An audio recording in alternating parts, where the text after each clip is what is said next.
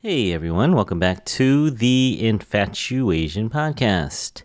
I think we have a really great show for you today. We are talking about Asian travel, and I asked a bunch of my guests over the last 6 months or so some of their favorite travel destinations, as well as some travel tips and hacks, as well as disaster stories, and I compiled them all here. And then over the summer, around the end of July, I met up with a good friend of ours, Isabel Wong, a financial journalist from Hong Kong, who also produces a podcast called Proudly Asian. If you want to hear more about her, you can listen to our episode about her. I forgot to look up the number of the episode, but it was a while ago.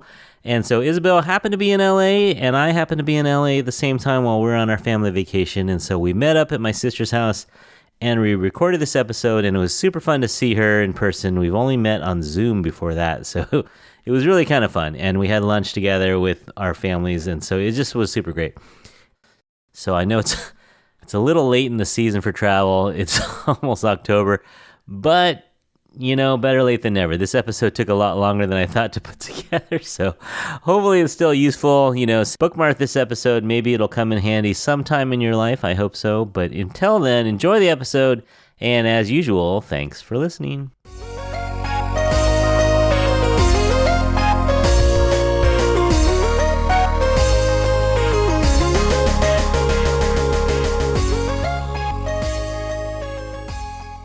Hey everyone, how's it going? Welcome back to the Infatuasian podcast, the road edition. We are on location today in Los Angeles, and this episode has been actually 5 or 6 months in the making. So if you guys remember, we did a dating episode in February for Valentine's Day, and I asked people questions ahead of time about dating, but this time we're going to do a similar type show where for the last 5 or 6 months I've been asking my guests travel questions, and so I've compiled their travel answers, so we'll be talking about that. And I like to have people help me comment on the answers, so we have a very special guest who flew all the way to the United States just to do this podcast, everyone. That's her dedication. It is our old friend Isabel from Hong Kong. Welcome back to the show, Isabel. Hello, Curtis. Hello, everyone. It's so nice joining you in person. We are looking at each other, having this conversation. We just met like 2 hours ago for the first time in person, but it's great. It's like meeting a pen friend. It is. And see, now that we're in America, Isabel, you can drop the British accent if you like. All right. Let me go change into a Californian accent. Do you ask for a bottle of water? It's like a bottle of water. Pretty good. That could pass. Nice. All right. So Isabel's going to help me because we just happened to time out. So I'm in Los Angeles visiting my sister, and Isabel's here visiting her partner's family. And so we just timed it out perfectly, and we happen to be here at the same time. And normally I greet my guests by asking if they've eaten yet, like "Sik fa mea," but I know the answer. We just came from lunch together, and we are stuffed. Shout out to Miss Chi in Culver City, Chef Shirley Chung's restaurant. She stuffed us with food. So if we nod off during the podcast, if there's long silences, it's because we've nodded off from a food coma. Exactly. So hopefully we should have some coffee or something. I know. But we'll get through this. So thank you for coming on, Isabel. This is going to be fun. Yes. And so just to refresh everyone's memory, Isabel has been living in Hong Kong for over 10 years, grew up in England, and is the wonderful host of the Proudly Asian podcast. How's the podcast going? It's amazing. Actually, this month we're doing Proudly Asian Food Month. Mm-hmm. So we've been pushing out more like delicious content in audio and video format on our IG. Yeah. And so I've seen a lot of American restaurants, international restaurants located here in America. So fun. And so have you been recording during this trip at all, or is this your first recording? I have, but I'm trying to take it easy. It's kind of like a summer holiday for me. Yeah, you've been working crazy hours. Have you been waking up at 3 a.m. to do meetings in Hong Kong? Pretty much. No. So yeah, so part of my trip here is like the first 2 weeks were really working from home, and so I was kind of working Asia hours. Oh no, which is like 15 hours different. Exactly. Oh no. But I think you're starting a actual vacation soon, right? Yes. Oh, thank God. All right, good. So if you don't remember, Isabel and I met during the pandemic online through a couple mutual friends. We have a podcast group where we talk, lament. What else do we do? We support each other. We bounce ideas off each other. And so it's been fun getting to know Isabel online, but now we're actually in person. So this could be an annual event. You guys come to LA once a year, maybe? We can do this once a year. We gotta get the other folks out here. We gotta get our friend Lingji and Ben out here. We gotta time it. Roxanne and Jules. We have Australia, New York, Hong Kong, Singapore. We also have France, don't we? Oh yeah, we haven't talked to Linda for a while. But man, how would that be? Maybe Hawaii? Is that kind of the middle point? I could do. LA is pretty good too. All right, maybe we should all meet in Asia. We need a sugar daddy. We need someone with like deep pockets and a private jet to get us. Yeah, Hong Kong would be great. That would be nice. Australia would be fun too. Yes. So many good locations. We should every year do a different location. We do Singapore one year, New York. We all live in pretty great cities, I think. Yeah, that sounds like fun. Yeah. All right. Well, we're getting ahead of ourselves. This is a travel episode, but what we're going to do is, so I've been asking people questions about travel, and we'll get to those in a second. I'll play you the snippets. But how about you? You seem like a pretty prolific traveler. Like before the pandemic, would you say you try to do 1 or 2 trips a year? Yeah, I mean that might be the minimum. Oh no, I'm in by no means bragging. But since we live in Asia, right? So it's so easy to travel around different Asian countries. So Japan, like we're next to South Korea, Taiwan, and all that. It's kind of a little bit easier to get like 3 to 5 trips in. What would a flight to Japan to Tokyo from Hong Kong to Tokyo? A couple $100? Oh, way more than that. Oh, okay. I think right now it would be around like at least $700. $700? That's almost okay. No, that's true. From here it'd be like $1,500, I think. Oof, wow. But it's only a 2.5 hour flight or something. No, it's from Hong Kong to Tokyo is 5 hours ish. Okay, I have no idea. My geography terrible here. So 5 hours. Okay, that's pretty far. Okay, so that's. But still, compared for me, it would be 15 hours. Exactly, yeah. So that's pretty cool. So you try to do, like a short trip could be, Philippines would be a couple hours. Yeah. And Vietnam is 1.5 hour away. Taiwan as well. Yeah, south of China, you're right there. You can walk. To south of China if you wanted to. But so pretty cool. So you're a traveler. Have you always been that way? Like when you were in England, did you travel much in England?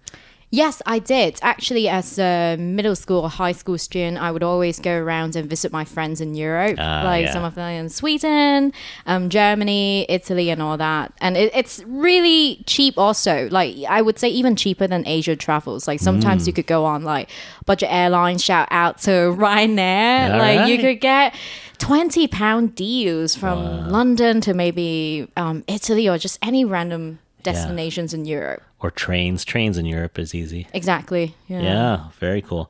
Okay, so we're going to talk travel. We'll get more of your opinions later. So we did a couple snippets with some really cool guests.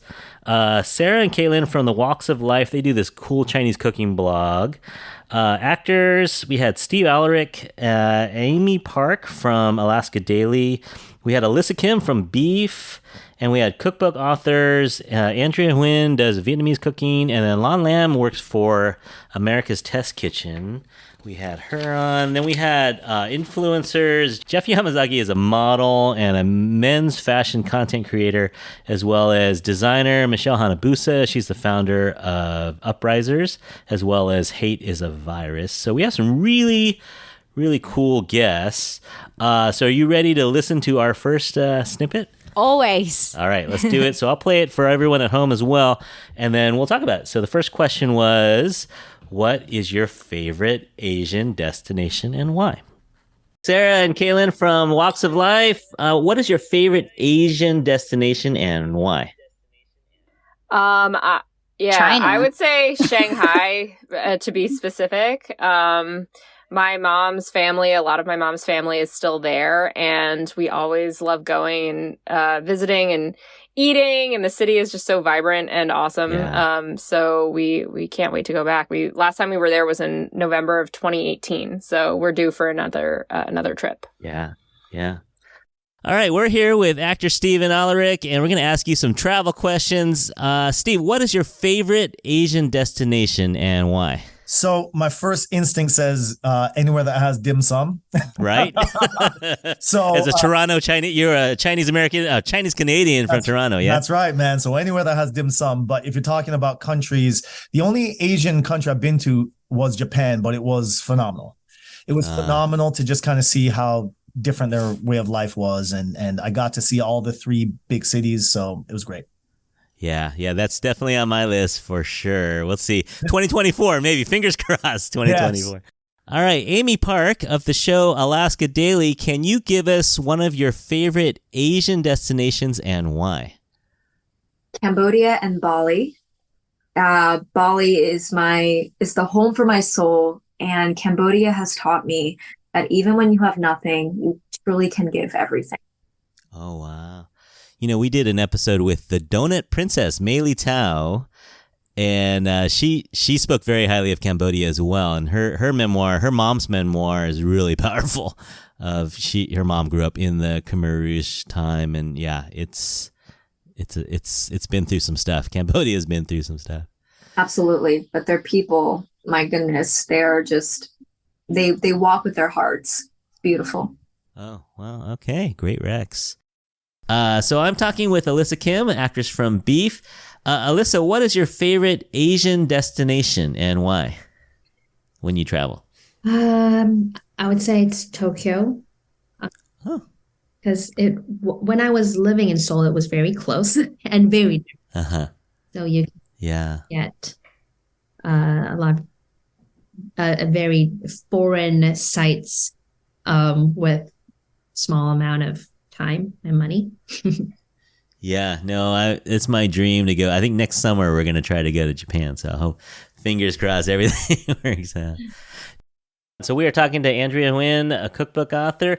Andrea, what is your favorite Asian destination and why? Oh, well, I like to go to Vietnam. I haven't been in a while, but it's a place where it seems familiar, but it's not. It's a place where I fit in, but I don't. Yeah. And I always learn something new, like every moment that I'm there. Yeah. Lon, how about you? Favorite Asian destination? Maybe not favorite, but aspirational, because I really want to go here. I would love to go to Kyoto. I've never been to Japan. It feels like since it has opened up, everybody is going, and I'm so jealous. Yeah, seems like everyone, huh? All right, so I'm here with Jeff Yamazaki. Jeff, do you have a favorite Asian destination and why? Yeah, so I haven't been to a lot of Asian countries yet. It's only been Japan and Taiwan. But hands down, Japan is my favorite Asian destination because it's safe. The food is incredible. Yeah. People are friendly, and it's like a similar standard of living as the U.S. So there's not as big of a culture shock. Living wise, and you can get by in English. I mean, you speak Japanese, but you can pretty much get by with English. Oh yeah, definitely. Especially in Tokyo. If you go in the more rural areas, it might be a little bit tougher. But in Tokyo, you'll do just fine. Yeah. And hey, how's that exchange rate right now? Oh my God. It's great, it was amazing right? when I went. Yeah. Everything is so cheap. Yeah. You get like a 20% discount on everything. It feels like it, huh? So I might have to I'm thinking about going in 2024. So maybe I'll go stock up on a little yen while I can. Oh yeah, definitely do it. Yeah. I'm transferring over money little by little too. Oh, you have an account over there? Yeah. Mm-hmm. Oh, that's the way. Little by little. That's the way to do it. All right. So we're talking to Michelle Hanabusa, founder and creative director at Uprisers. Michelle, what is your favorite Asian destination and why? Japan. Yeah. There's so much inspiration, and I feel the most comfortable being out there, actually. How about city not other than Tokyo that you love in Japan? Mie, my mom's hometown. Oh, cool. All All right. So yeah, I noticed a theme in those answers. A lot of Japan. Have you been to Japan? Yes, I have. It was actually my first trip that I took after I moved to Asia back in 2013. It was my first time in Japan, and it was Hokkaido for me. Okay. Yeah. Okay. Do you have a favorite Asian destination? Ooh, It's hard to pick. I would thought of it's kind of between Japan and Bali. I noticed you nodding for the Bali one or Indonesia. Yeah, it's the best. Yeah. One of the best places in Asia. Best people. You were just there, what, last year or a year and a half ago? It was earlier this year. I was there for about 2 weeks. It was my second time there. And I just kind of like took it slow, did not have a lot of like grand plans. And so it kind of allowed me to immerse myself in that daily lives in Bali. And you don't need grand plans, right? You just wake up and decide what to do. No, because the Balinese way of living is just like go with the flow. You know, it's interesting. I've heard a couple people recommend Cambodia lately. I've never had it on my list. I wonder if I should put it on my list. I guess it sounds like I should. I've never been. Yeah, but I heard the food is very underrated. Like a lot of us don't know very much about Cambodian food or Khmer food. But yeah, it seems like a country that, I don't want to say just now, but it's rebounded since the 70s. It's taken a while to rebuild back up, but now I think people are starting to talk about it as a destination. And the elephants and the culture. So okay, so we have some good recommendations there. Definitely a lot of Japan, but yeah, some cool spots there. All right, let's go to the next question. Next question, I think Lon kind of already answered it, but it's our bucket list Asian destination. So Isabel, think of yours as well as we do this one. Do you have a bucket list destination in Asia? I would say Singapore. Yeah. Yeah. Singapore looms large Yeah. with the hawker Absolutely. markets and all that And good ultimate stuff. melting pot of cultures. It's really good. Yeah, like the Indian food. I'm just like, damn, you got it all over Street there. food. Yeah, that's gonna be good. Yeah, that would be good. All right. Hey, do you got a bucket list Asian destination? Hong Kong. Yeah. That's where my grandfather's from. So I really want to get there and, touch base with my heritage. Yeah, and the dim sum hits a little different over in Hong Kong too. I can't wait to find that out, man. Do you have a bucket list Asia destination? India and Singapore. Oh, wow. Well, yes. You know what? That's like the third time Singapore has come up. That's a lot of people's list.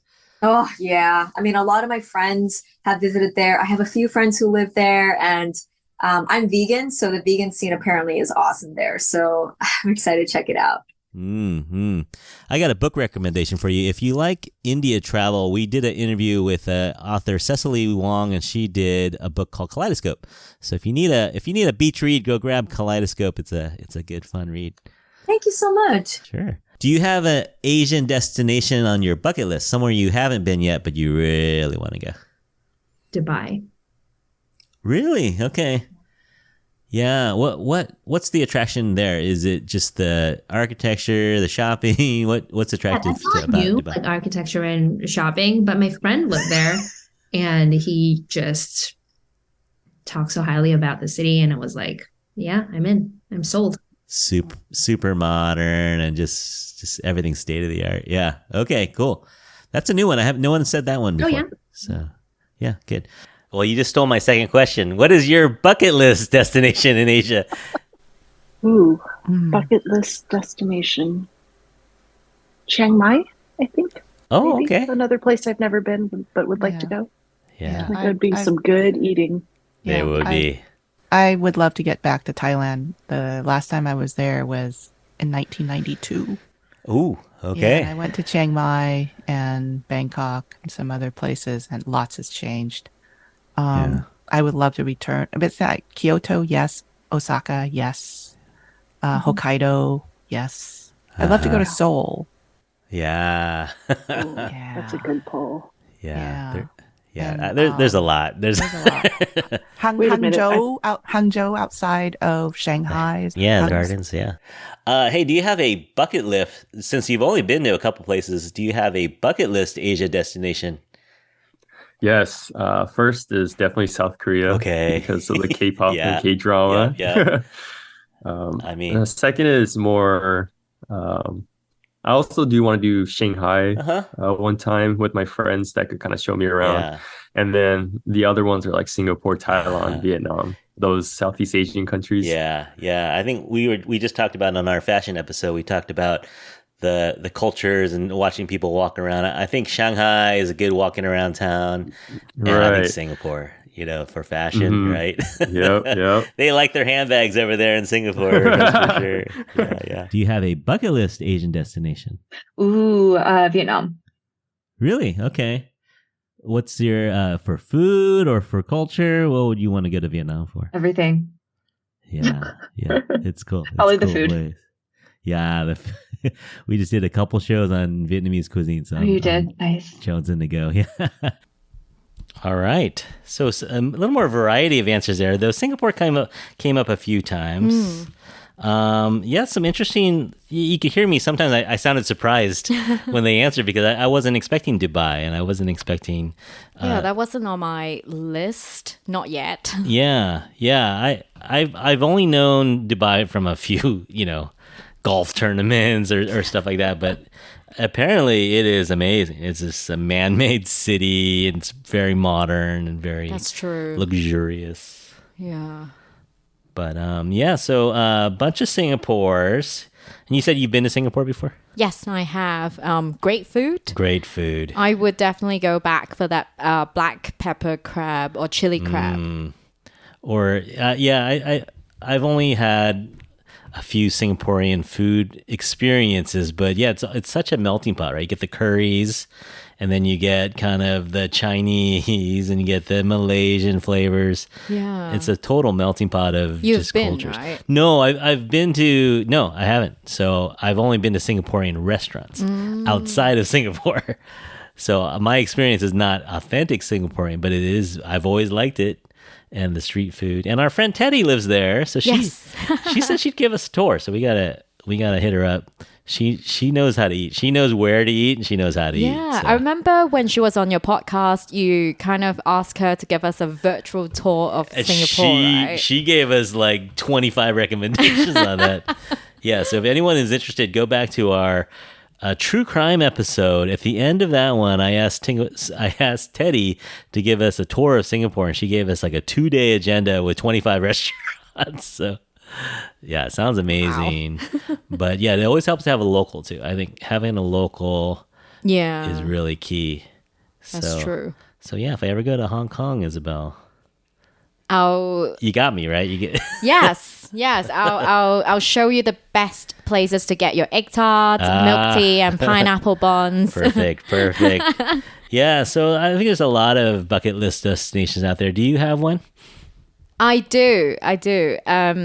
Bhutan. Really? Yeah. It's known as one of the happiest countries in the world. It's also one of the only places without any Western influences. So they don't have any McDonald's, they don't have any Starbucks, and it has this like huge Buddhist influence. Yeah. So it just sounds so like mysterious and also so different to me. Yeah. Do you have a bucket list? Oh, so many. Yeah, we've talked about a few. So on the docket, 2024 is hopefully Japan.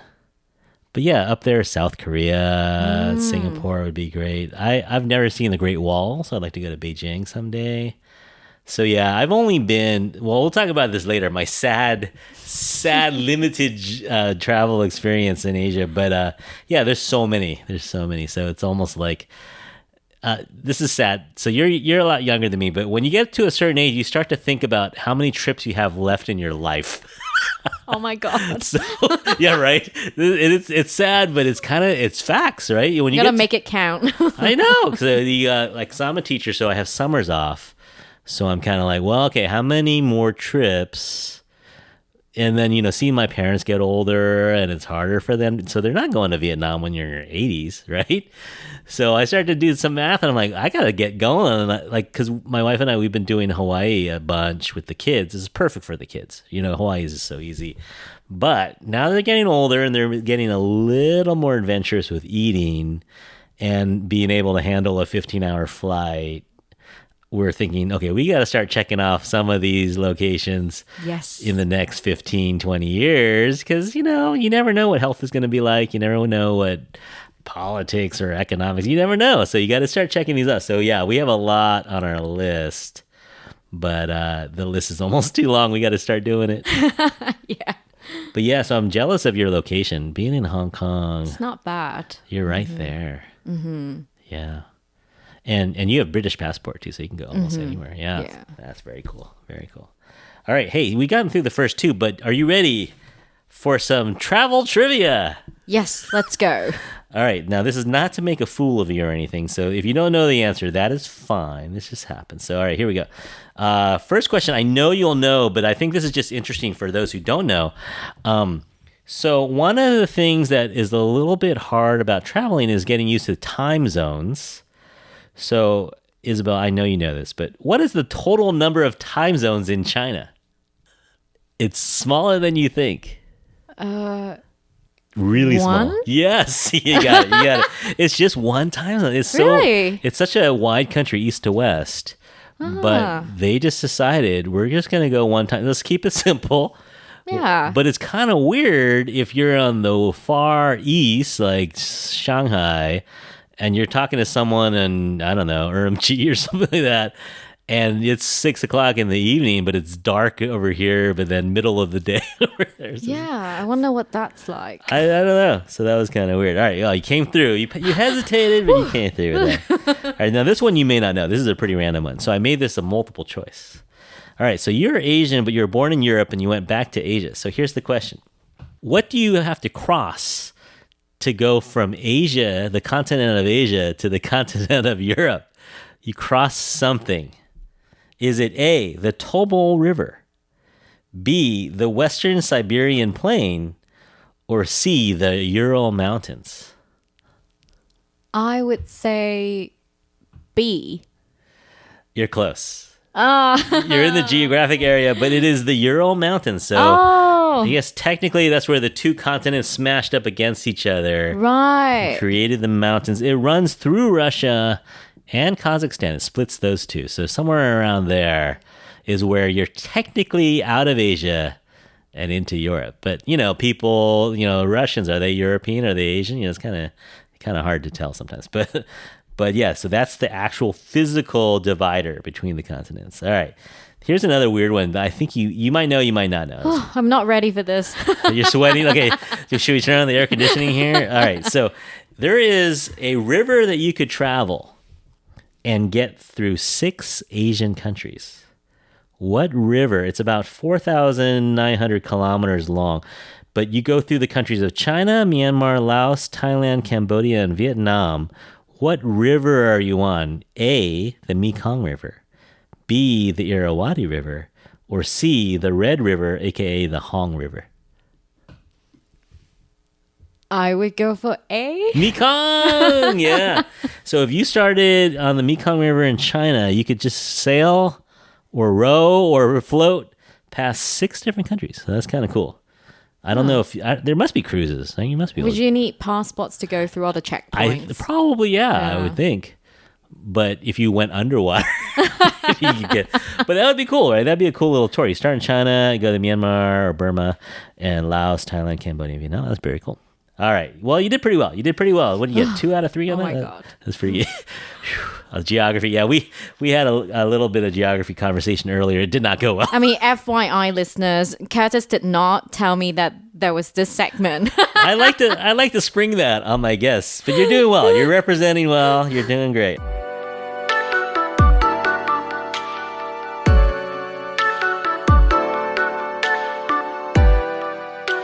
All right, so let's get back to our sound bites. We are on to question number 3, which is, what is your favorite travel tip or hack? All right, let me give you the tips. These are pretty good. I think these came out pretty good. All right, here we go. Do you have a favorite travel tip or hack that you use when you travel? I've become a proponent of the packing cube. I actually really like them. They're kind of nerdy, but they're basically like these little individual cubes that you put in your suitcase and you can kind of separate your stuff. And it just like prevents your suitcase from becoming that like explosion of clothes like the minute you open it at the hotel, because all of your stuff is sort of in these individual things. So it's easy to find everything. I don't know, Kaitlin, what's your travel hack? I would say I'm a proponent of the packing list. Okay. So what I do is when I go to a different place, I make a packing list. Well, this is what I did years ago. I make a packing list. I know sort of what time of year I was going. So then I save that packing list. And then when I'm going to a similar place with a similar climate, time of year, all that, I already have a starting point. So I don't have to make a new packing list. So now I've got a very like tidy little collection going. And yeah, I can refer back to it and kind of be like, oh, that's about what I need. Yeah, tropical location in April, got it. You know? Yeah, exactly. Yeah, perfect. All right, you got a favorite travel tip or hack? Yes. If you're trying to travel without checking your luggage, one of the smartest things I'd ever seen. And this actually, I got this tip from a flight attendant. Tie your shoes and jackets and stuff to the outside of your luggage. Yeah, because like it's just got to fit underneath, right? So if you just tie the shoes to the outside, if you have like a bag and you tie your shoes to the outside, that's true. It saves space for your carry-on. All right, yeah, hey, there you go. Yeah, tie that up. You can wear them around your neck, maybe too. Yeah, exactly. Do you have a favorite travel tip or hack? Yes. A tip for traveling very minimally. Like I basically just wore a backpack the entire 3-4 months, and I carry a lot of neutral colored clothing so that you can mix and match as much as you can and truly like travel lightly. It's amazing, especially when you're going from buses to scooters to trains to planes. Bulkier is not the way to go. Yeah, it's so freeing, huh? You just like, I'm gonna run for this train. Yes, less is more. All right, do you have a favorite travel tip or hack, like way to save money or way to make your travel easier? Pack less. You can buy whatever you need, and don't worry too much. I think that's my rule. Like at the end of when I'm at airport, I'm like, I have my passport and I have my babies. That's good. That's all you need. Yeah. Maybe your phone, but and a credit card. Yeah.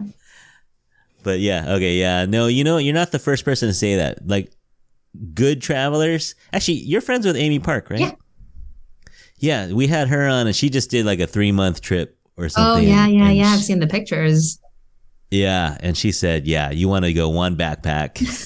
I don't know if I could do one backpack, but... Yeah, well, that's pretty light. That's really light. But yeah, she said, you don't want to be running for a train with a suitcase. Yes. All right. Do you guys have a favorite travel tip or hack that you like to do? Maybe to save money or make life easier? I always bring food when I'm like flying out. I'm always like got packed. Nowadays, there's like nothing good to eat at an airport. All right, and you don't want to arrive hangry, right? Yeah, or do you? This is gonna sound so bizarre. I guess I can say it because we say weird things on podcasts. But if I'm in a plane, tens of thousands of feet in the air, and I'm eating, I want that to be like really good food, right? Because I don't know what's gonna happen to myself. If, with me, like if it's my last meal, I want it to be something really good, and like to guarantee that I'm going to bring my own food. Okay, yeah, fair enough. I have a different approach to that, and I always have salt with me. I carry a tin of salt. Like my bag is right around the corner. We could go pull it out and look. But between salt and asking for lemon or lime, because wherever you're eating, there's at least a 50% chance they'll have lemon or lime. I can make anything taste better. Yeah. What kind of salt do you bring? Somebody gave me a little Jacobson's that Fleur de flighty Sel. thing. Yes, Yeah. and so I've got one of those in my purse, and I just refill it with whatever salt I happen to have on hand, depending on when I need to refill it.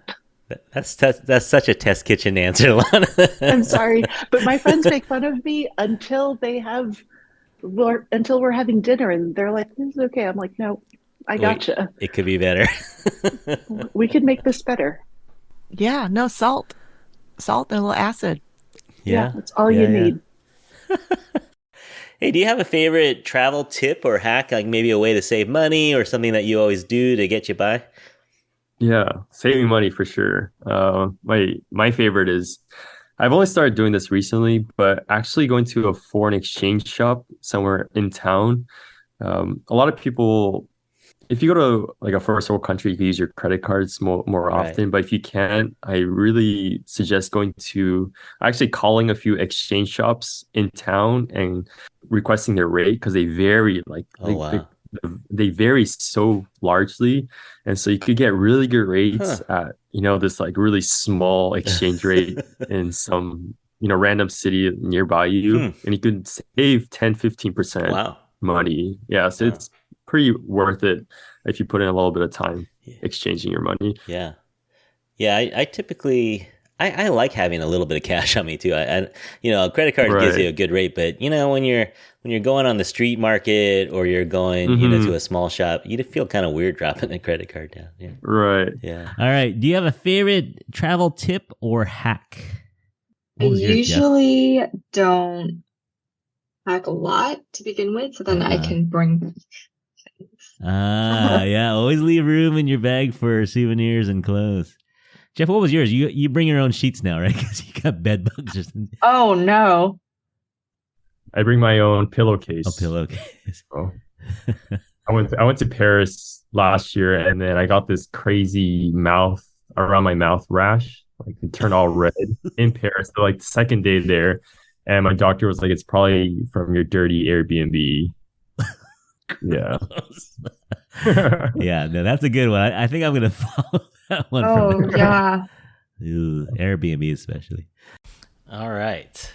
So some pretty good hacks there. Do you agree with any of this? Yes, definitely. Pack light. I know. And also always having a bit of cash with you. Yeah, especially if you're away from like the main restaurants or you're going to a smaller one. I agree with the philosophy of traveling light, but I'm also one of those be prepared dads, I like to always there's a chance of rain. I better bring a little bit of a thing. It's a lot harder when you're traveling with kids. Yeah. Because if you're traveling alone, you can always tough it out. Yeah. But they did say, you know what? When you get to most of these locations, you can always buy stuff there. True. So, and I think it's kind of fun to try the local toothpaste or the local shampoo. There's slight differences. That's true. Yeah. I've also, back in the day, I used to go, go shopping before my trips, as in buying some new products. Like, I might try this out during my trip, but eventually I realized it never works. So you would always end up packing way more than you need. So I stopped doing that. I only bring what I definitely use. Yeah. Can you do you check in luggage or do you try to go carry on? Yes, I do check in luggage. I think it's because for girls, we normally might have some of those skincare. Yeah, large bottles. Yeah. That's true too. Yeah. And like lithium batteries. You gotta have one carry-on for the batteries and then one check-in for liquids. Exactly. It's kind of tricky. But I used to travel lighter before I was a dad. In one backpack? Yeah. It was a big-ish backpack. But so Amy, you heard on that one, she traveled for like 3 months with a backpack. Oh, wow. That's pretty hardcore. Around Asia. Yeah, I think she went to a bunch of different countries. Wow. But I did that one time. I was a backpacker kind of through China, and it poured rain for like 3 weeks, and everything was wet. And once your shoes get wet and they just never dry, it got bad. I got bronchitis, Oh dear. Yeah. So after that point, I was like, you know what? I'm gonna pack a poncho wherever I go, and I'm gonna, there are certain experiences where But how do you keep your foot from getting wet in that kind of situation? Whenever the socks get wet, it's just so icky. Well, what you should have is little slippers.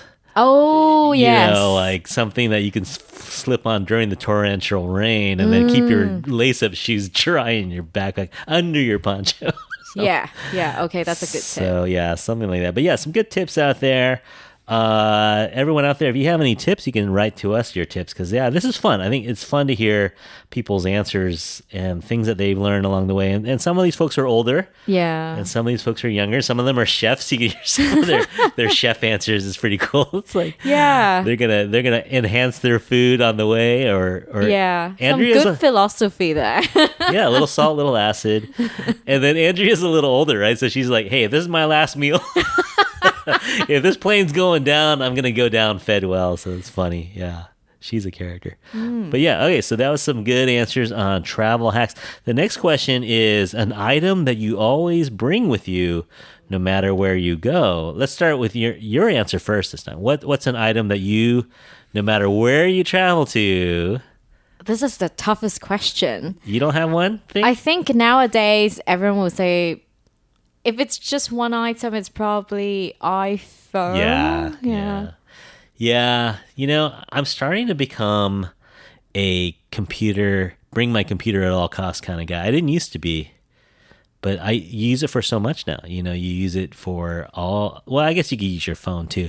Do you edit your podcast while flying? I was just gonna say that. Yeah, I did a little bit of editing on the plane, and I even brought a microphone with me. Oh wow. Not that I was gonna do an interview, but I wanted to do an introduction to one episode, so I did that in the hotel, and things are pretty small nowadays, so you can pack some stuff. But you know what my answer was? We did a travel show about 2 years ago. I haven't done this for a while, but I used to love paper maps, you know, like not the laminated ones, not the really, really big ones, but you know, like the laminated ones, because I get disoriented in big cities. So like in Paris, I really liked having the map so I can see, you know, on your phone it's so small and kind of hard to navigate. So I haven't done that for a while because we haven't gone anywhere really big like that. So you must have excellent map reading skills. I do like reading maps, yeah. Which is not common among kids these days, I would say. For sure. Yeah. For sure, yeah. And I mean, I'll still, of course, I'll use my phone, but I used to like having the lay of the land, you know, see the whole city and say, wow, that zoo is really far away, or, you know, like it's hard to get that scale on a that's phone. Great survival skill as well, because if you're stuck in the wild, you don't have your iPhone, what do you do? Yeah. And then I don't know if it's common anymore. Do you know, like when we went to Paris, all the rental cars were stick shift. Is that still common in Europe? Are most rental cars manual transmission? I can't say for Paris. Yeah. I could imagine in Europe that it must not be as digitally savvy, because there's kind of like a crowd that is always pushing back against this like digital transformation, right? Just being European. Yeah. So that, I mean, I learned how to drive stick shift in high school, and it came in handy because they were like, okay, here's your car. And it was a stick shift. And if you've ever watched like Amazing Race or something, sometimes that comes up where they have a car and it has to be a manual transmission. So anyway, it's not like something that you pack, but I guess it's one of those skills that you need to have. All right, let's go on to our next topic. So what item do you always bring with you no matter where you go? I would say a small water bottle. Okay. I don't think enough people understand the virtue of a little 16-ounce Nalgene. You know, everybody's always packing those giant boys, and I'm just like, no. Too heavy. Anywhere you go, pretty much when you travel, there's going to be water. Yeah. And I love the little bottle life. Yeah. I would probably say my computer. Generally, wherever we go, we like to record everything. So, and also like, we've come to the conclusion that it's best to start writing your travel post while you're in the destination. Like when you're one. like the most excited about it and it's freshest in your mind, like, you know, just taking a few minutes to write part of your travel post at the end of every day is what we like to do. So that like otherwise you get back and you have this mountain of photos and you're like, what did we do this day? And like it can get confusing. Right. Yeah. All right. What's a travel item you like to bring with you no matter where you're going? Long or short trip, you're going to bring this item? I mean, does my laptop count? Yeah, sure, yeah. I go nowhere nowadays. Without it. Yeah. Nowadays, yeah. Remember when we used to have printout stuff on paper and tickets and all that Yes. stuff? Remember like MapQuest? You have to like print it out and then have it in the car and drive and follow it. Or what was the guide? What was it? Thomas Guide? Thomas Guides. Yeah. Yeah. No, no joke. When I went to Paris in like 2005, I brought a compass with me because you get turned around on the streets. So I actually brought a compass with me. All right. And is there a travel item that you always bring with you no matter where you're going? Sounds so silly, but sunscreen. I'm not kidding. I need sunscreen everywhere I go. And my travel buddy in all the countries I visited. Okay. All right. What's one travel item, even if you are packing light, what's one travel item that you will bring no matter where you go? Journal. Do you go pencil and paper or will you go digital? Both. Oh, okay. Yeah. So like everyday stuff, I have it on my iPad and my thoughts and everything. Brain dump. It's my notebook. Yeah. Okay. Do you have an item, besides salt, do you have an item that you like to bring no matter where you're going, it's something that you always bring with you when you travel? I have a memory foam pillow that I always take with me. It fits into like an overnight bag. It's because I know I will get a decent night's sleep if I have that little pillow. Yeah. I don't think I've got anything. Like, my first thought was ID, wallet. I don't know. Except, you know what? Given my history of losing my wallet and ID, I think that's pretty important. Yeah. You get that's true. All right. Hey, is there a travel item that you always like to bring with you no matter where you go? Yeah, this is pretty simple, but 2 trash bags. Yeah. So I always put 2 trash bags in my carry-on.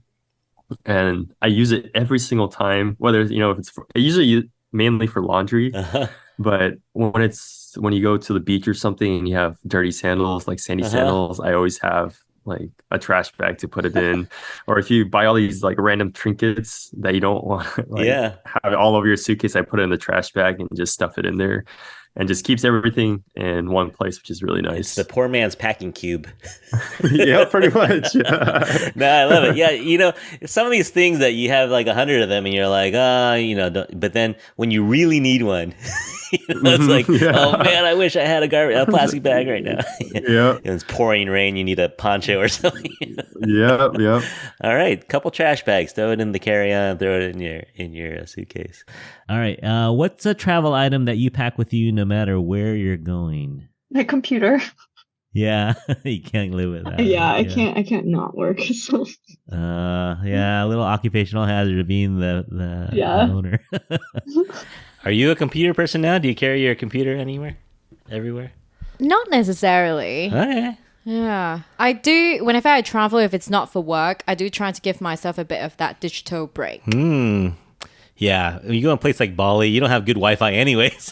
Oh, they do have really good Wi-Fi because there's this like digital nomads culture going on. Oh, that's right. Yeah. So like people are cafe hopping. Cafes have way better Wi-Fi than your own villas.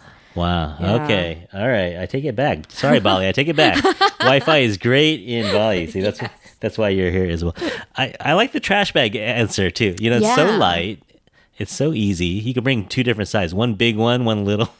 Yeah. And it's a bag for your dirty laundry. Yeah. And it could be for anything. Yeah. You get a little motion sick. You need to throw up. You need to get trash bag in your in your carry-on. Yeah. And the funny answer about the ID, it just happened to me. We drove down here to LA, but then we're going to catch a flight to Hawaii. So we were driving down, and about 20 minutes from my house, I realized I didn't have my wallet because I was so busy packing the car. You know how it is? You're packing, and you're going inside and outside of the house. And normally I pack my wallet as soon as I go out the door. I put my wallet in my pocket.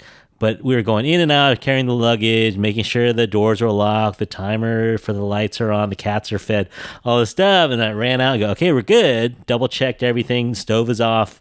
Windows are latched. All that stuff you have to do before you leave the house. And we were driving down from San Francisco. And luckily, 20 minutes in, I remembered, I go, where's my wallet? Ooh. Because if we got down to San Diego and I had to get on that flight, it'd be like, I'll see you guys later. Lucky you remembers it. And it wasn't like 4 hours in, Exactly. So it was a little bit of a 45-minute detour back and down. But yeah. You still made your flight. We gave ourselves an extra day. But it wasn't the time so much, but it was like, oh, that would have been a bummer.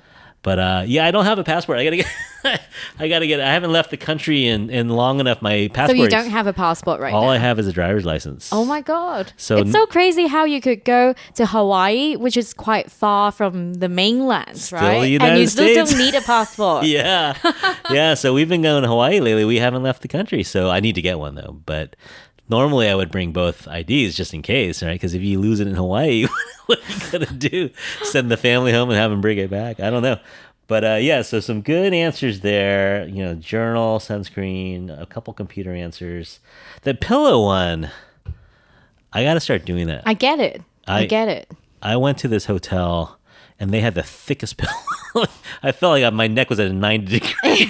It was the worst. I got home. I couldn't look down. My neck was so jacked up. So I got to find a small one. I think the one she was talking about, it rolls up into a ball in a little stuff sack, because you can't carry a full size pillow. But I gotta ask her. I actually during my first year of uni, I was kind of working this part-time job as an executive assistant for a CEO of a global company, and he would travel with his full pillow. So he would have his office arrange delivery of that pillow to the hotel that he's gonna stay at before his arrival. One hotel, I guess it was a little bit of a fancier hotel. They had, when you reserved the room, they had a box. Yeah. Do you like a flatter pillow? Do you like a softer pillow? Or like they would have a whole pillow menu. You had a pillow menu. Yeah. I was like, this is amazing. So I guess you could probably ask most places, do you have a thinner pillow?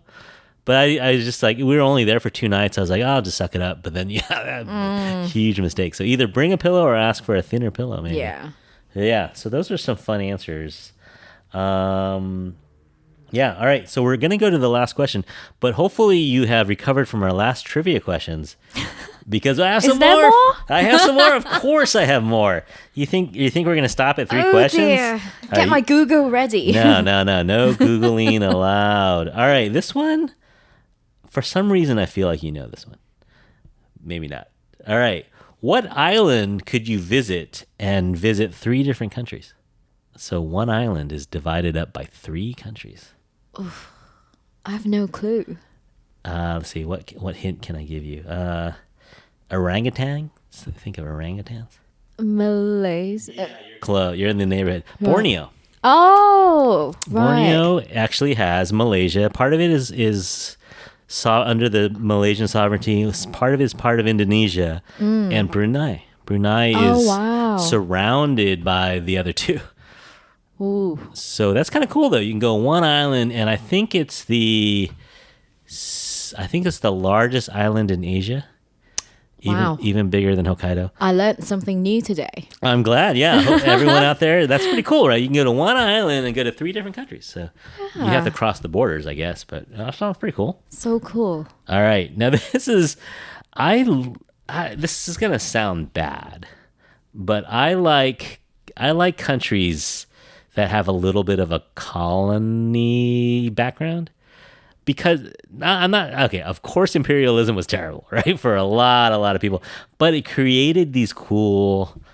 Is cool the right word? Interesting or fascinating places. You live in one of them, right? Hong Kong is a fascinating mix of British and Chinese culture. It's become kind of its own thing. So I'm going to name a country, and you tell me, you want to go colonizer or colony? Oh my God. All right, I'll give you the colony, and you tell me. Okay. All right, we'll start with an easy one. You ready? Macau.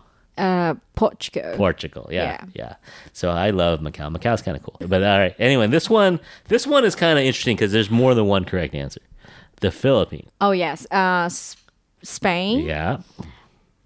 Japan. Yeah, briefly. And the US. Yeah. So they have a real mix. Yeah. In the Philippines, and everyone wanted it because the location is prime. and the agriculture. Yeah. But it's created an interesting culture, right? And cuisine as well. Cuisine, language, you know, a lot of surnames, a lot of Spanish names, surnames, and even Spanish language in Tagalog. Yeah. But then, you know, the U.S. presence, the military presence and stuff. So interesting. This one, I think you know, is Laos. Well, all of Southeast Asia at one point. Not all of it. But Laos, Vietnam, Cambodia was all part France. of Indochine. Right, yeah. Yeah, Indochina. So kind of interesting, right? So all these places have little smatterings of their former colonizers' culture. Like we were talking to Teddy about some Singlish, and she said there's this term called "ghostan," but it means go astern, like you're backing up. So if someone's backing their car up, you're like, ghostan means to back up. It comes from the British. So there's a lot of British isms. And of course, they speak English there. So that's kind of that one. And then Macau, everyone loved. We were just talking about Portuguese dantat, right? Yes. The Macanese dantat with the little creme brulee topping of it. That's the best. Yeah. Funny story. We had a oxtail. You like oxtail stew? Yes. And we love it, right? And so we got together with our friends who are Portuguese, and she's like, yeah, the Portuguese, we do this oxtail stew. And so we got together with them, and we're like, okay, you bring your Chinese version of oxtail stew, and we'll bring our Portuguese version. And we got there, and it's almost identical. Wow. It's tomato-based, and it had, but, you know, there's a little bit more soy sauce and flavors in the Chinese one. But basically the same recipe, just a little different. And it probably had to do with the Portuguese, that they were in Macau and Hong Kong. And so the flavors were regional, but the style and the method of cooking it was kind of interesting. So I like the idea of these places being unique fusions. But of course, there was suffering and there was a lot of mistreatment of people. But I still think it's kind of a cool thing when you visit these places to see the leftovers. For sure.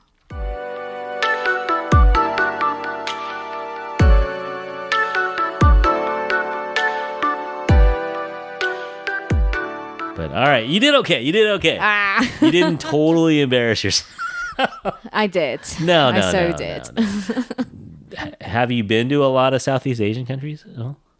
I think I've been to the Philippines, Indonesia, Bali, right? Okay. Thailand. I haven't been to Vietnam. That's one place that I am trying to go visit this year. Yeah.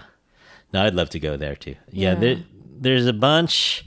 Like I said, Cambodia hasn't been on my list, but, you know, maybe I got to add that. But for sure, Philippines would be great. Especially the seaside islands. Yeah. Like Boracay, Cebu. Yeah. Underrated, right? Like not, like people know Bali, people know, what's the island that starts with an M? Mauritius? No, I forget. Maldives. Yeah. Yes. Everyone knows those. But Philippines, we had a guy on who travels a lot to the Philippines, and he said you could just hire a guy to take you with a boat, to take you to a private island for the day, and it is like less than $100 or something like that for the whole day. Pretty much, and if you get tired of one island, he'll take you to another island, you know, and the reefs are just more pristine because there's not a ton of people out there. That's true. So, and the exchange rate really good? Yeah. Yeah. Okay. So we gotta add Philippines to the list. Yes, the list is getting long. The list is getting long. Okay. Would you do Bali or Philippines if you really want beaches? I'm sorry, my Filipino friends. I'm gonna go for Bali. For the overall. Yes. Yeah. Okay. No, fair enough. I think that's fair enough. All right. We're going to go to the last question, which is disaster stories. So get your disaster story ready. Oh, dear. All right. So let's see if I'm in the right spot. Do you guys have any travel disaster stories? Prague. Oh my God, yes. I got pickpocketed in Prague. So after college, we went on a 3-week Euro trip. And day 2, I got pickpocketed. And we almost had our passports like confiscated in this like really scary. I won't go into it because it's like it's actually well long, documented on the blog if you want to read about it. Yes, it's well documented on the blog if you look at our Prague post. But it was like I was so shook, and then crazily enough, at the end of the trip, so I lost my wallet, got stolen right out of my bag, and then at the end of the trip, I got the wallet back in Paris. Because a person on the streets of Prague picked up my wallet and was like, wow, I hope, like, let me reach out to this person. She found me on LinkedIn. This is TMI. I was literally on the toilet in Italy. And I was like, let me check LinkedIn and see what's going on back in the real world. And this lady from Prague DM'd me and was like, hey, found your wallet. So I had her mail it to my friend who was living in Edinburgh at the time, but was going to meet us in Paris. My friend meets us at the airport and she says, here's your wallet. Amazing. Wow. Okay. Happy ending then. That's good. Yeah, it was insane though. Okay. So read more at the blog. Any travel disaster stories? No. I've been lucky enough. Okay. No, I lie. I have a travel disaster story for you. When my grandfather passed away, my son was just about 1.5, I think, maybe 2. And we were trying to get him off of breastfeeding. So his mom was like, why don't you take him to the funeral with you? And just the 2 of you go. And I was like, man, I don't know how that trip was going to go. But I took him. And the flight, he was like excited. He's watching. He's like, babbling to people beside him. Everybody's loving him. We get there. It's only like maybe 4 days. He's loving it. Every once, maybe every other day, he's like, Mommy? And I'm like, oh, Mommy's at home. We'll go see her later. But he everything was new and everything was great. And he was meeting new people. Flight back. The minute we got on the plane, he just started screaming. He started screaming. Right? He screamed the entire flight until he fell asleep. He fell asleep screaming and he woke up screaming. And I was like, oh my God. So it was like he just built up all of it and just like on the flight back, it's just like he just let it all out. And then on the way off the plane, you're like, keep your head down, no eye contact. Man, I was so embarrassed. But I'll tell you the what I will say is that all the other passengers were so cool. They were like, "Oh, I have some Cheerios. You think he wants Cheerios?" And oh, do you like maybe he needs this? They were trying to be helpful, and that was a blessing. But sometimes they're just not having it. He wasn't having it that flight, man. That's tough. All right, man. Thanks. All right, brother. Thanks. Do you have any travel disaster stories? Oh my God. Back in 2017, my family and I were doing a 6-week trip kind of all over East Asia and Southeast Asia. The day I was leaving for Japan, I went to this really popular sushi restaurant and I ended up getting a stomach virus that day. And I had to go on the plane. So it was a disaster getting on the plane, having the stomach virus, going to Cambodia, landing in Cambodia. My sister's yakking on the plane. I just had it. And I couldn't eat for 72 hours. And I think the moment I did, was I in Cambodia or Thailand then? I think after Cambodia, I was in Thailand. I got food poisoning again. That is something I've learned is 2 weeks before you go traveling to a new place, take probiotics. It's changed the game for me. And a lot of people, when they talk about Bali, talk about Bali belly. I've been to Bali 3 times, never gotten Bali belly. And I swear on my probiotics 2 weeks beforehand. Yeah, it strengthens your gut lining in your system. What are you doing? You doing acidophilus? What else are you doing?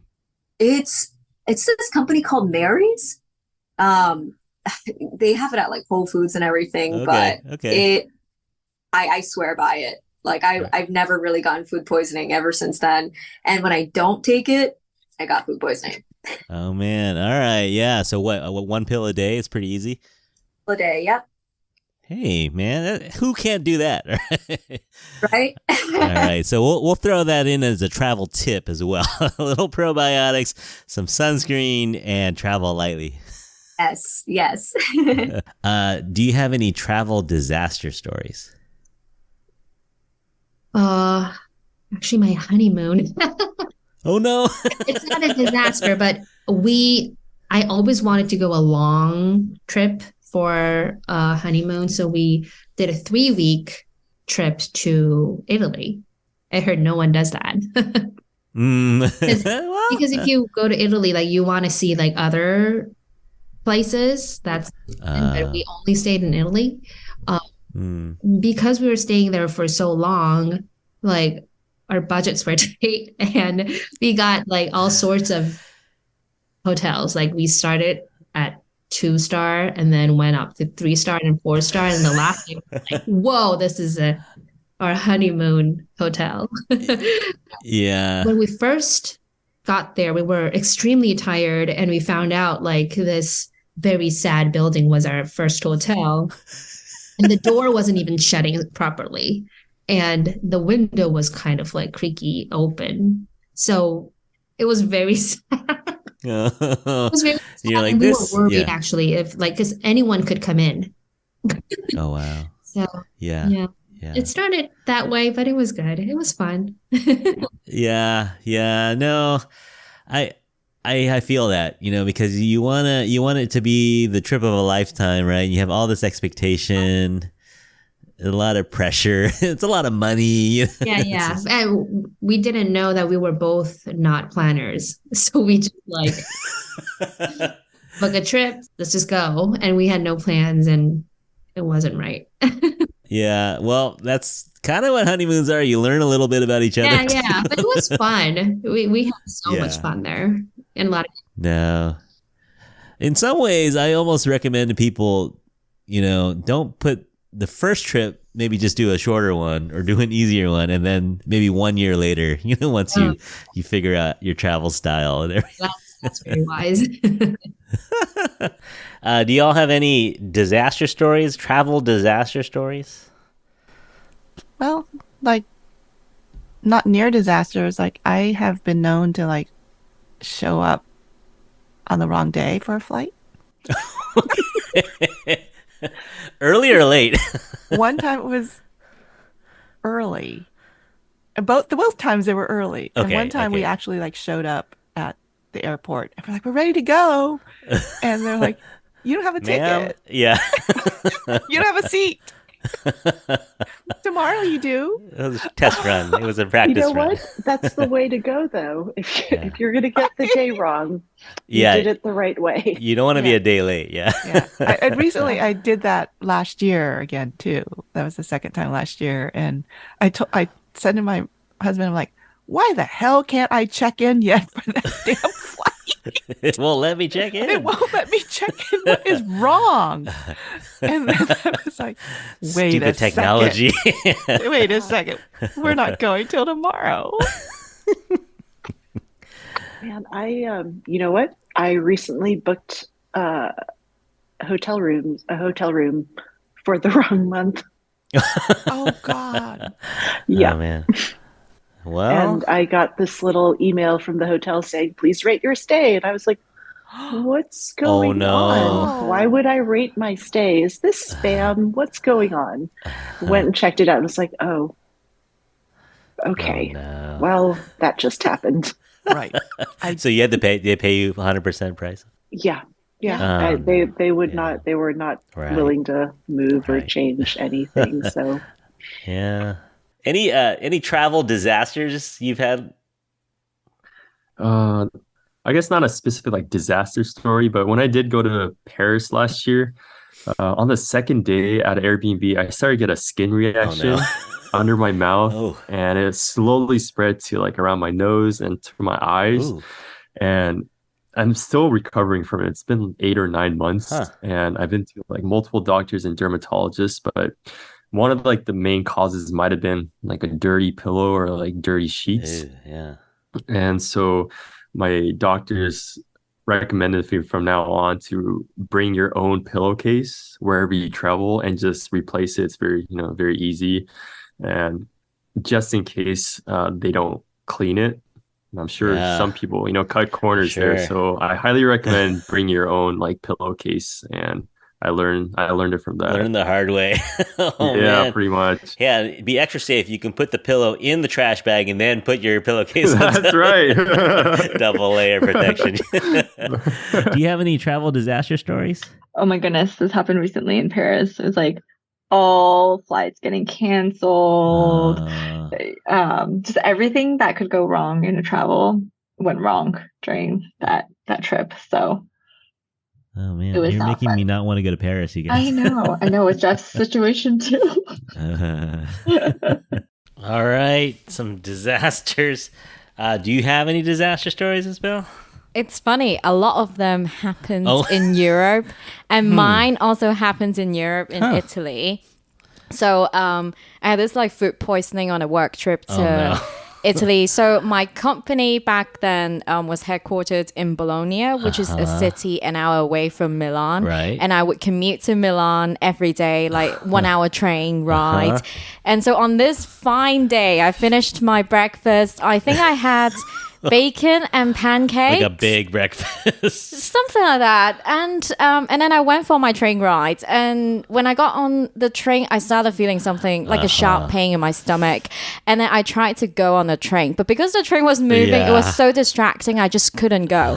So I felt like my face probably went really pale. I was sweating the whole way. And then when we finally arrived at Milan Central Station, I ran because it's a huge station. I finally found the toilet, and then I just realized that toilet is like one of those paid toilets that you would need a coin. Local currency. Exactly, to go in. So I only had like bank notes. And then I was just so desperate. I found this lady. I was like, oh, I need coins. And then the lady just like, she was really unbothered. She pointed at the machine next to the toilet, which was a machine that you could like slot in a note and then you would get some coins. And I mean, I did the business, went to the office, but I still had to call in sick at some point. It was just really bad. I had to go back to Bologna. That's the worst. Stomach troubles affect so much of your life. Yeah. No, that's tough.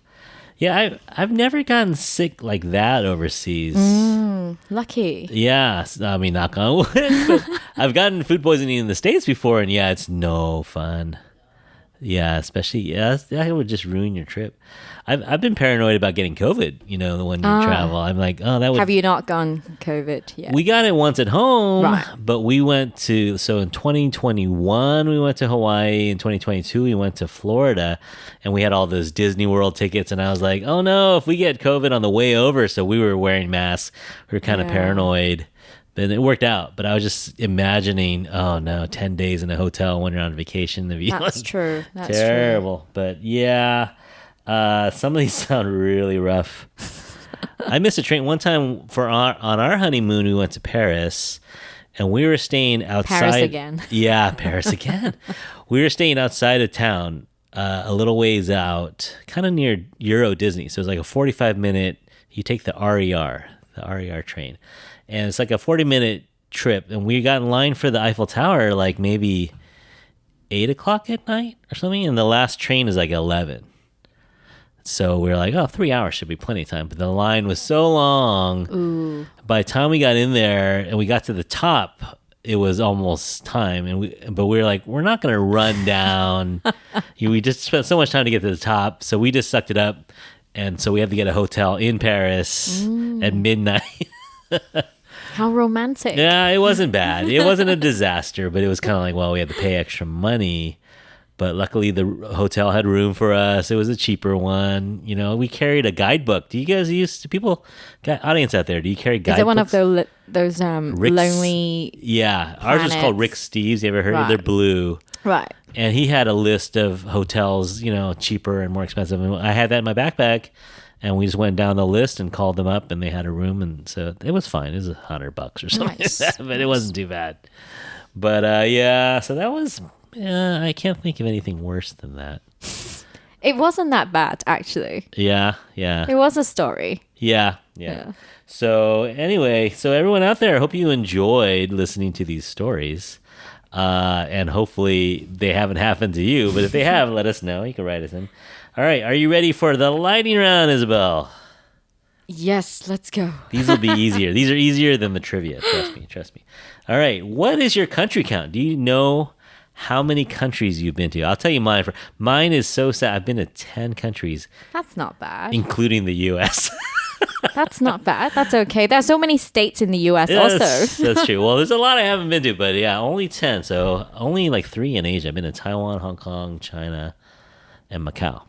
Right. So 4. I think my count should be somewhere around 25. Oh, all right. That's pretty good.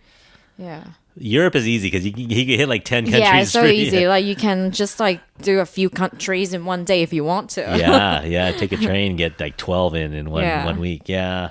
So I definitely want to do more countries in Europe. And then, Southeast Asia sounds like you can go on the Mekong River and get 6 right there. I know. Yeah. Just from one boat ride. Yeah. I know I have friends who said they want to do 50 by 50. Wow. Which I've already passed. So it's too late for me. But that's a pretty good goal. That's a really... What about 60 by 60? I got to do 50 more in the next 8 years. I don't know. But yeah, that's kind of cool. I don't know if I want to have that goal per se, but I'd like to get a couple more in at least. But all right, next question. Now this is a blatant plea to these companies to sponsor this podcast. Do you have a favorite airline? Yes, I do. It's I'm not sure how to say it. It's a EVA Airlines or EVA. Yeah. It's that Taiwanese. Yeah, they're great. Yeah, I like them too. Singapore is good too. I've flown Singapore Airlines before. They're pretty good too. I like these Asian chains because they give you the option of Asian food or Western food. I like that. And also, customer service is always pretty good. Yeah. Okay. Yeah, very cool. How about hotel chain? Do you have a chain? Some people are very loyal to their hotels. I have to say I don't. Like, I like to discover like maybe boutique hotels or some maybe special hotels depending on the location that I go to. Yeah. No, that's very cool. Because I think every location, even if you had loyalty to, let's say, a Marriott or something, every location is different anyway. So it's not like you're going to get anything out of it. Yeah. Have you ever showed up somewhere without a hotel reservation? No. I did that once. And it's a little bit scary. If you get in a little later, you don't know. Where was that? It was Hong Kong. Oh my God. Yeah, I actually showed up in Hong Kong because I was traveling around China and I didn't know my exact return date. I was just kind of wandering around. So I didn't know my exact return date and I just showed up Hong Kong like at dinner time, 6 or 7. And I was like, there's got to be a room somewhere. So I ended up going to, I don't even know if they call them guest houses. Oh, yes. There are a lot of them. Yeah. And if, for the worst case scenario, you will always have Hotel McDonald's. Yeah, right. But, I just went and it's one of these places where they have like 3 different bedrooms and you share a bathroom and it was really cheap. Mm-hmm. I was sleeping on like a cot. It wasn't like a full on bed. But it was fine, and this building had a bunch. Like every floor was a different one, run by a different person. Wow! This is in the 90s, though, so okay. I don't know if they still. And do it wasn't like Chungking Mansion. It was not like that, but it was ish. It was kind of like that style where you like a hostel. I see. But yeah, I was younger and braver. Wow. But it was, and I didn't even speak Chinese, so I was like taking my chances. I was like, oh man, I could be a dead man. But it worked out pretty good. So I don't think I would do that now with a family of 4. My wife would kill me if it's like, oh, by the way, we're just going to wing it. But it's kind of freeing in a way, just showing up and see what happens. But I don't know if I would do that. And it's got to be a big city too. So you said, there's a 24-hour McDonald's that you can just sit there. Yeah. Or a sauna in Korea or something. All right. This is going to be, you have to choose one. All right. If you only had one trip in 2024, now I know this would be hard for you. Would you choose city, beach, or mountain? Beach. Really? Yes. I'm a city person, though beaches are great. Yeah. It's because I already live in a city, you know. It doesn't feel like you're escaping your daily life if you go to another city. Yeah, true. How long can you sit on a beach? Can you go to a beach and sit there for 8 hours? Yes, I have done that actually. Okay. Yeah, from my last trip to Bali, I went there from the opening time of the beach club until the closing time. Wow. And I got proper tanned. Yeah. You just bring a book or I had like a Kindle, I have phones, and I was just chilling by the pool and then was just doing nothing. Yeah. listening to a couple episodes of Infatuasian podcast? Oh, yes, of course. Right? Yeah. Everyone should do that. Download a bunch just in case you're on a beach for 8 hours. Exactly. You never know. All right. Would you rather go to an ancient city or a modern metropolis? Ancient city. Okay. Yeah. What's a city that you would recommend? Have you been to Angkor Wat or you been to... No. I don't think that's an ancient city, but then, like somewhere in Turkey, I think that will be something that I want to do. Yeah. No, I think there's 1,000-year-old buildings there, some of the, like, America's so young. We have, the oldest thing is 250 years. Or like Machu Picchu. Yeah. That would be cool. Yeah. I mean, I know Cairo is kind of messed up, but it'd be kind of cool to see the pyramids. True, yeah. But yeah. Okay, very cool. I mean, I think Europe to me is ancient. When you see, like, we went to France and yeah, every church there, the first church we saw, this is amazing. But then there's like 20 more just like it. Yeah. And they're all 400 or 500 years old. It's kind of cool. Yeah. Yeah. For us, like I said, in San Francisco, it's only 150 years old, right? So there's nothing like that. So for us, that was kind of neat. All right, you have to think about this. Would you rather go 5 days going 4-star hotels and white tablecloths, or 10 days at like 2.5-star and hole-in-the-wall restaurants? I would say 5 days in 4 stars. Yeah. I think it depends on the country, right? Like if you go to the Philippines, you're probably okay going cheaper, right? Like, I think actually for that one, I've heard it would be safer to stay with hotels if you are new to the Philippines. Yeah. All right. But also, I'm not a high school student anymore. I know. Yeah, and then the star rating varies from country to country. Like 2-star in China is very different than 2-star somewhere else. Yeah, that's true. So yeah, you got to know you got to look it up a little bit. I kind of agree with you. Yeah. There are some countries where I think you can go cheaper for sure. Yeah. And there's some countries where it's like you might want to spend a little more on a nicer hotel. Exactly. Especially if you stay with a hotel, there would be like receptionists who are there to help you out, maybe help you call a taxi and stuff like that. Yeah, maybe cleaner water. Yes, probably. And cleaner pillowcases, maybe? Apparently that's a thing. Yeah. All right. I think that's it, Isabel. I think you survived. Oh my God. Another travel episode. Woo! Hey, best of luck with everything. You're doing a really cool job with Proudly Asian. Thank you. I enjoy seeing all the food. So who knows? Maybe we'll have another meal together. We'll see. Yes, we'll see. We definitely will. So everyone check out Proudly Asian's Instagram. You might even see me or my hand in one of these pictures. Who knows? Everyone out there, if you want to learn more about Proudly Asian and Isabel's podcast, you can go find her at Proudly Asian or proudly.asian on social media and listen wherever you get your podcasts. Basically, whatever you're listening to now, you can find Isabel's podcast there as well. And give her and us a like and a follow wherever you listen to us. We'll take your reviews, we'll take your ratings, we'll take whatever we can get. You can write to us at infatuasianpodcast@gmail.com. Send us your travel stories, whether they're good stories, hacks, disasters, whatever you want. You can send that our way. You can also follow us at Infatuasian Podcast over at Facebook or Instagram.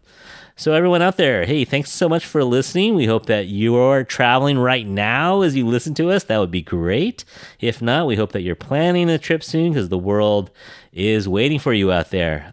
So I guess that does it for our special Los Angeles edition. We hope that you're all happy, healthy, and safe out there. Talk to you soon. Bye everyone.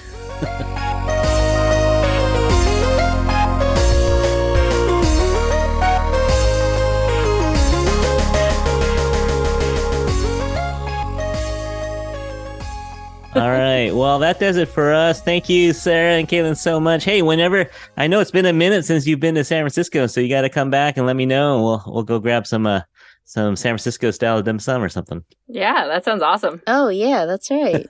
Totally. All right. Thank you. Thanks so much for your time. All right. Thanks so much, Curtis. This was fun. Talk to you soon. Yeah, this is great. Okay. Bye, y'all. Cool. All right. So we'll keep in touch and just let us know what's going on. Yeah, man. Absolutely. Thanks again. I really do appreciate it, man. Thanks so much for this. All right. Have a good one. You too, brother. Thanks again. See ya.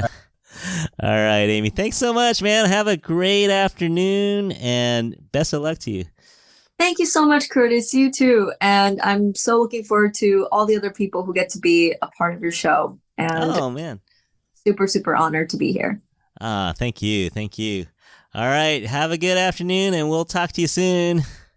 Much, Curtis. You too. Bye. Okay. Bye. All right. Thanks so much, Alyssa. This was really fun. Yeah. Thank you so much. Yeah. Thank you so much, and have a good afternoon. Of course. Thank you. Okay. Thanks. Have a good night. Thank you both. That was fun. We could do this for hours and hours. I know between the two of you could talk cooking for a long, long time. We can. Yeah. Well, hopefully we'll get to do it in person. Yeah. Soon. Come out, Lon. Yeah. Yeah. Two of us are maybe here. In August. Okay. That'd be fun. August. That'd be fun. That'd be super fun. Yeah. All right. Well, have a great afternoon or evening, depending on where you're living right now. And this will be out in a couple weeks, but thank you so much. You're welcome. Thank you. Happy to. Absolutely. Yes, happy Thursday. Happy Thursday. All right. Have a great weekend, everyone, and we'll talk to you soon. All right, Jeff. Cool. Thanks so much, man. That was fun. Yeah, thank you so much. Appreciate it. Yeah. Thanks for your time. I'll tag you when we post this up. But I think, what did I say on the top here? I think we're going April 18th on this one, so a couple weeks. Okay, cool. Well, thank you so much, Curtis. Yeah, keep in touch. Yeah, maybe I'll hit up some of your, like you said, you had some other creators. Maybe they, what's it called? Upsiders? Oh, Uprisers. Uprisers. Oh, yeah. Michelle Hanabusa. She'll be a great person to talk to. Okay, yeah. She's amazing. Cool. Yeah, next time you see her, say, hey, you want to do a podcast? Yeah. I'll send you an email later. Perfect. With all her links and stuff like that. Yeah. All right, cool. Have a great afternoon. You got some sunshine down there today? Oh, yeah. It's beautiful today. Finally. I know, right? Oh, my gosh. It's been nuts. We survived the blizzard of 23. Yeah. But yeah, hey, if you're ever in town, let me know. We'll grab something. Yeah, I would love to. Yeah, you're not far away. I can occasionally go there, so we'll definitely have time to link up sometime. Yeah, perfect. And you can see how bad I dress. You'll be like, oh no, this guy. We'll go to a Uniqlo later. Yeah. That's what we need to do. Yeah, we'll go on we'll do a live update of my fashion update of makeover. All right, Jeff. Have a good afternoon, and thanks so much. All right, thank you so much. Okay. Thank you, Curtis. Get you. Take care. See ya. All right. Well, that does it. So thanks for everything. Thanks so much. Yeah, Jeff, thanks for suggesting me for this podcast. Yeah. No, of course. All right. We'll catch you guys later. One of these days. Yeah. Well, I gotta meet you down in LA and see you guys down there. Yeah. Hit me up. Of course. All right. I'm around. Yeah. All right. Thanks again, guys. Bye, everyone. Have a good weekend. You. Bye. All right. Bye-bye. All right. That is a wrap. Yay! Cool. Okay. Should we knock out a few more episodes while we're... I know, right? I got Let's do the whole season. I got another 2 hours on here. Nice.